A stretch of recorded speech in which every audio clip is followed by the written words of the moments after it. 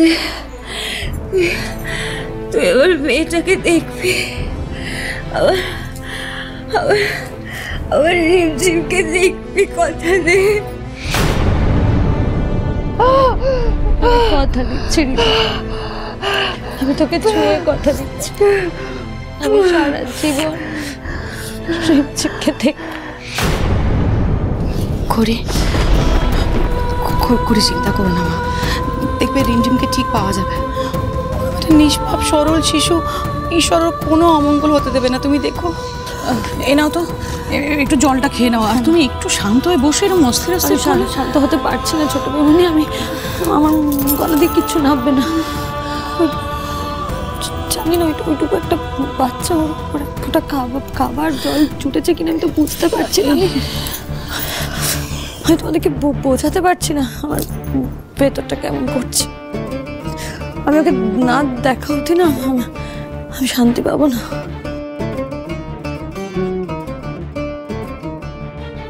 করি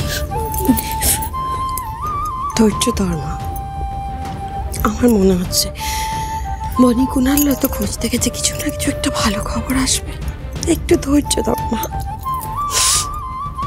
রাধা মাধব আমার রিমঝিমকে দেখো। এই বাচ্চাটা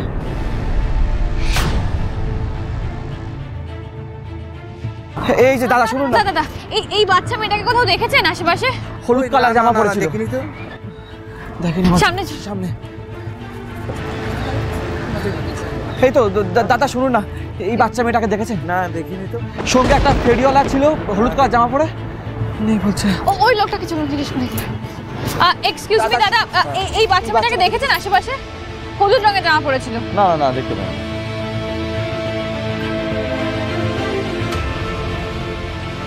কুনাল বাবু, কেউ তো রিমঝিমকে দেখেনি বলছে, কোথায় খুঁজবো আমি কিছু বুঝতে পারছি না।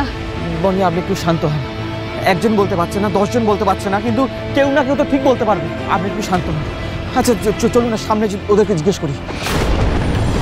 ও মধুশ্রী বলছে কি, কুনালকে একটা ফোন করে দেখবো কোনো খোঁজ পেলো কিনা।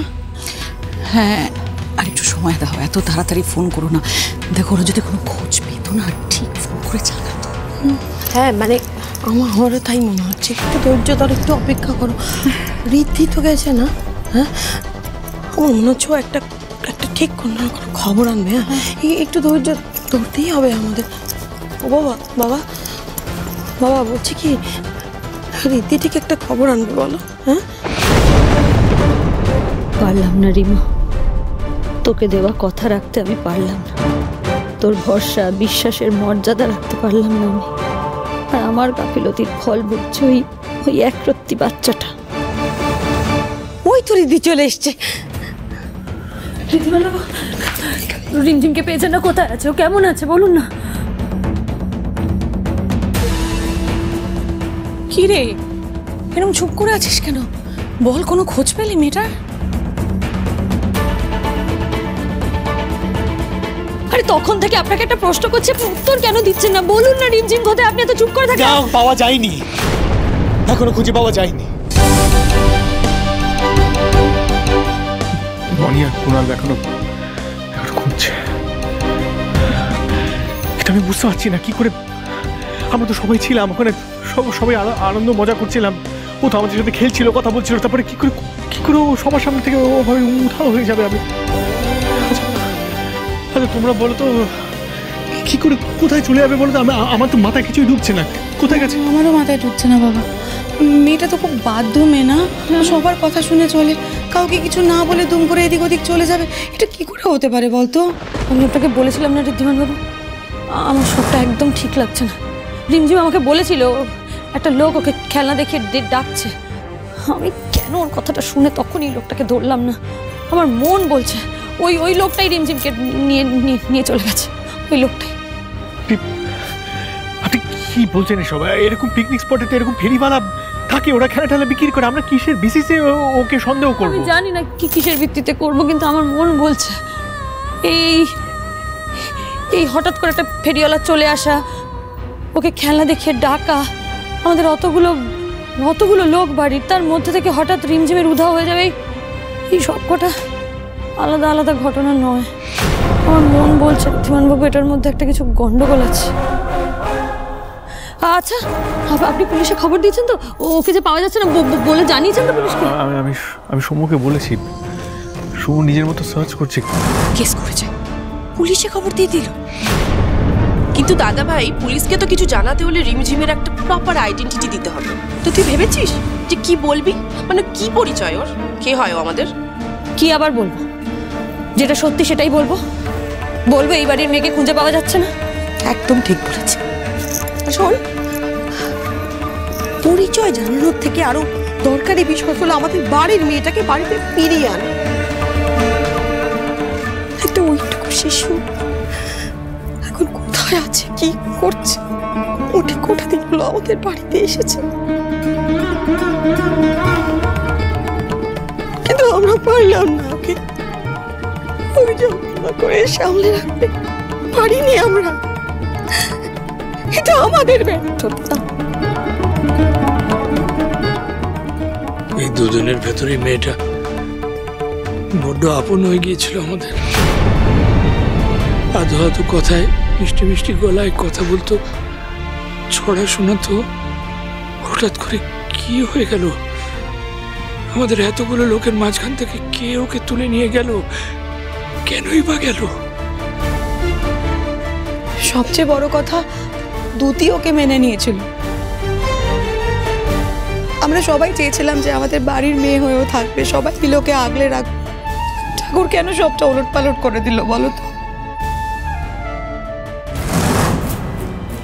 হবে আমাদের লাস্ট এন্ড ফাইনাল খেলা, যেটাতে ঘড়িকে কোনোভাবে জিততে দেওয়া চলবে না। মানে তাহলে কি দিদি? না না, এসব ভুল ভাবছি আমি। কেন দিদিকে শুধু শুধু সন্দেহ করছি? ও তো রিমঝিমকে মেয়ে বলে মেনে নিয়েছে, তারপরেও ও কেন কিছু করতে যাবে?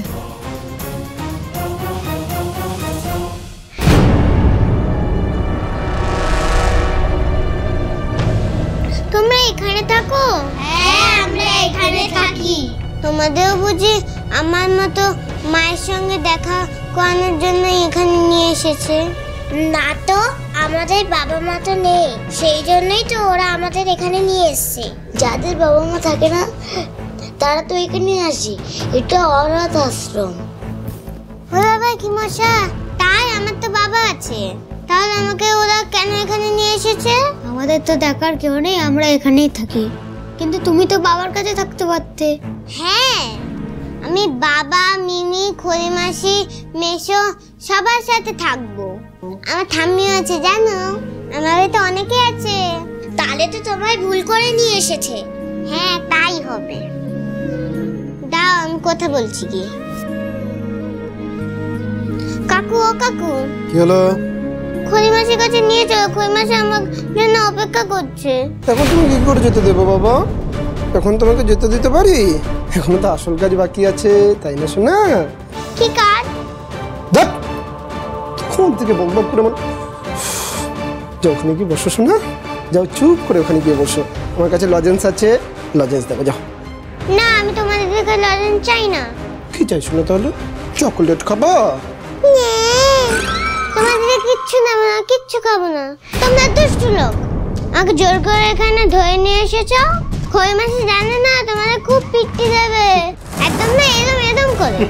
শোনা, তোমার খড়িমাসি, মেশো, পিসি, পেশো কেউ বাঁচাতে আসবে না। টিং টিং টিং, কি মজা তাই না? এখানে যাদেরকে দেখছো না সবাই আমার কথা শুনে। তুমিও আজকের থেকে আমার কথা শুনবে, আছো না? যাও, ওখানে মুড়ির বাটি আছে, গিয়ে মুড়ি চেবো। যাও শোনা, যাও।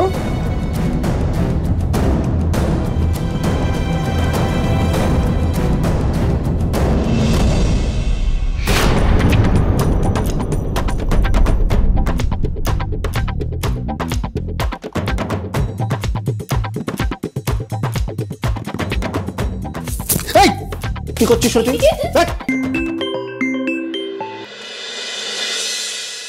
হ্যাঁ ম্যাডাম। কোটিরিদি কিন্তু পুলিশের কাছে খবর দিয়ে দিয়েছে। আমি চাই না সবার সামনে সত্যিটা আসুক। শুনুন, রিমঝিমের ছায়া যাতে এই সিংহরায় বাড়িতে না পড়ে সেই জন্যই কিন্তু আপনাদের এই দায়িত্বটা দিয়েছে। রিমঝিম অনাথ আশ্রমে রয়েছে, সেটা যাতে কোনোভাবে কেউ না জানতে পারে। ওকে খুব সাবধানে লুকিয়ে রাখবেন, মাথায় থাকবে। ম্যাডাম আপনি চিন্তা করবেন না প্লিজ। দেখুন এটা আমাদের রোজকার কাজ ম্যাডাম। এই অনাথ আশ্রমে না প্রত্যেকদিন কোনো না কোনো বাচ্চা আসে, তাই আমাদেরকে খুব সাবধানে কাজগুলো করতে হয়। আপনি টেনশন করবেন না বললাম তো। সেই জন্যই তো টাকাগুলো দিয়েছি, যাতে আমায় টেনশনটা না করতে হয়। বাকিটা সামলে নেবেন। এত বছর ধরে এই লাইনে আছি, দেখলাম না জীবনে কেউ কোনো দিন নিজের বাড়ির বাচ্চাকে টাকা দিয়ে অনাথ আশ্রমে পাঠাচ্ছে। কিন্তু আমি একটা অন্য কথা ভাবছি বস। কি কথা? দেখো, মেয়েটাকে নিয়ে থানা পুলিশ তো হবেই, আর আমাদের ফেসে যাওয়ারও কিন্তু চান্স আছে। তাই বলছিলাম মেয়েটাকে যদি শহরের বাইরে পাঠানো যায় তাহলে কেমন হতো বলো তো? মন্দ ভাবিসনি কিন্তু বিষয়টা। আর আজকেই কিন্তু ওকে শহরের বাইরে পাঠিয়ে দেওয়ার একটা বড় সুযোগ আছে। তাই বলছিলাম দাদা, সুযোগটাকে কাজে লাগাই, চলো।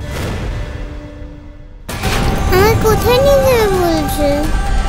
ওরা কি আমাকে খুলনাশির থেকেও দূরে করে দেবে?